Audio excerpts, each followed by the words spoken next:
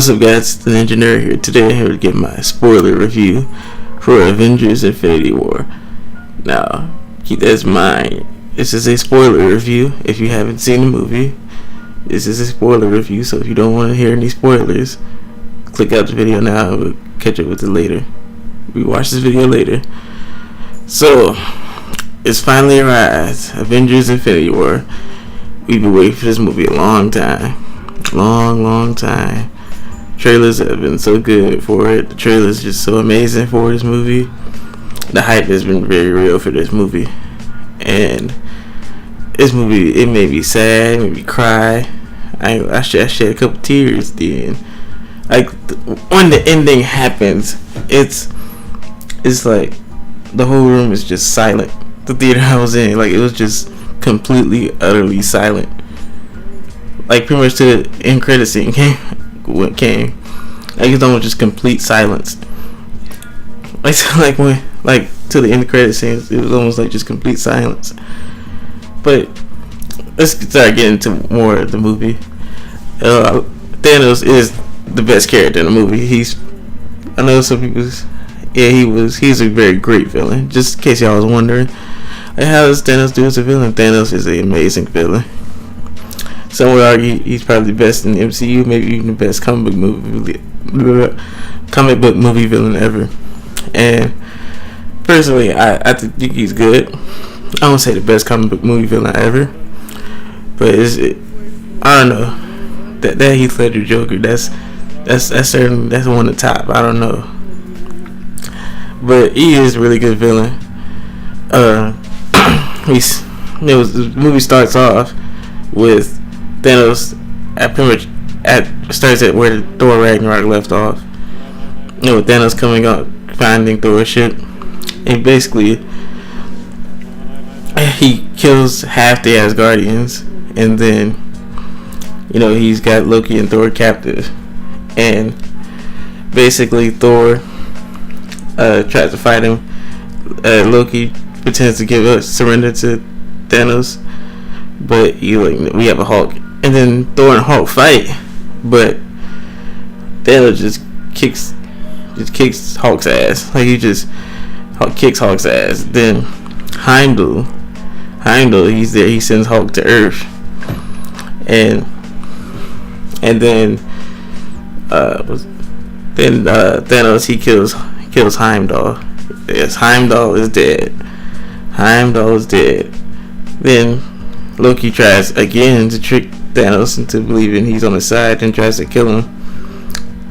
But Thanos uses a space stone to freeze him in time. Then I'm not sure, did he choke him to death or did he break his neck? I'm not sure. I think he just broke his neck. But it looks like he choked him to death, I think. But after we watched the movie, found out what he did. But Thanos kills Loki in front of Thor. Then he blows up the ship that Thor was on. He's just drifting into space. Then you see that Hulk, he lands in Doctor Strange's Sanctum Sanctorium, and he lands in his Sanctorium, and he turns back into Bruce, and he's like, Thanos is coming. And then Doctor Strange comes and gets Tony as him and Pepper are talking about having a baby, and the look between Bruce and Tony's face is like, I forgot they haven't seen each other in like 3 years. He's like, been 3 years the last time they saw each other. Yeah, he's like 3 years the last time they saw each other, and he gives him a hug. Oh man, it's been a while since I've seen you. And they go to his Sanctorium, and Bruce tells him about Thanos, that he's coming, and they hear this big ship coming outside. And basically they fight. And they fight some Thanos' Black Order, and then Spider-Man comes, and then he gets trapped on the ship. Iron Man goes after him. It could because one of the Black Order takes Doctor Strange. They get trapped on the ship, and then Vision and Scarlet Witch. Like, it's just so much stuff. They're spend their time together, and it's just. And then Black Order comes for them. Then Captain America comes and saves them. Then they all decide to go to Wakanda, and because they think that would be the best place for them to protect Vision from Thanos, because that's why he wants to get the Infinity Stone. But yeah, this movie is pretty great. Thanos, he's a really good villain. The Guardians of the Galaxy, they track Thanos to nowhere, where the Collector is, because he has the Reality Stone. But Thanos treats Gamora into attacking him because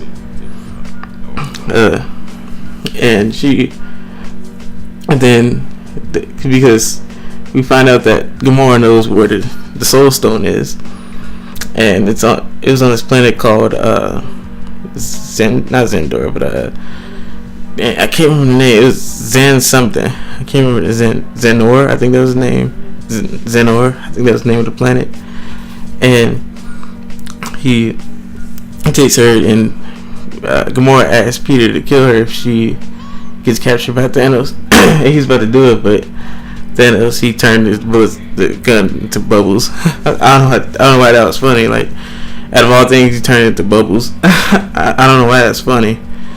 He turns it into bubbles, but then he takes her, and he tortures Nebula to make Gamora tell him where the Infinity Stone is, the Soul Stone is, and they go to this planet, and we find out, spoiler, Red Skull is there.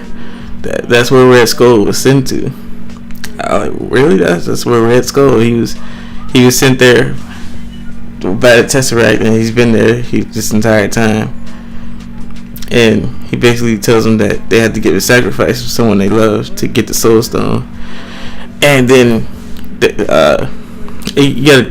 have to die in a certain spot, I think. But because Gamora tries to kill herself, but he turns the knife into bubbles. Like, why bubbles? I don't know why that's funny, but he just keeps turning everything to bubbles. but he just keeps turning everything to bubbles, and then he throws her off the cliff.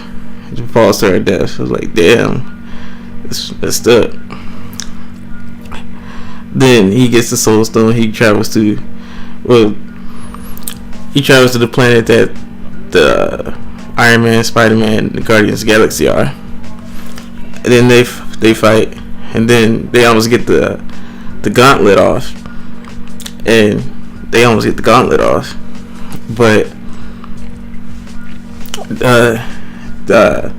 Thanos tells Peter that he killed Gamora, and he basically just starts hitting him, but Mantis has him under his control, and that's kind of stopping him from being under her control, and he stops, and then he kind of just knocks everybody off him, and then he's about to kill Tony, but Doctor Strange, he says, spare his life and I'll give you the Time Stone, which I didn't like that, because earlier in the movie he was saying that he was so adamant, like, if it comes down to either you saving you and the kid or saving this Time Stone, and I like how you just like, yeah, I'm about to see you die, spare his life and I'll give you the Time Stone, which means essentially giving them the Time Stone means they're probably gonna die anyway. So I didn't really see purpose in that. Now, I'll get back to this part later on, but you'll see why. Yeah, he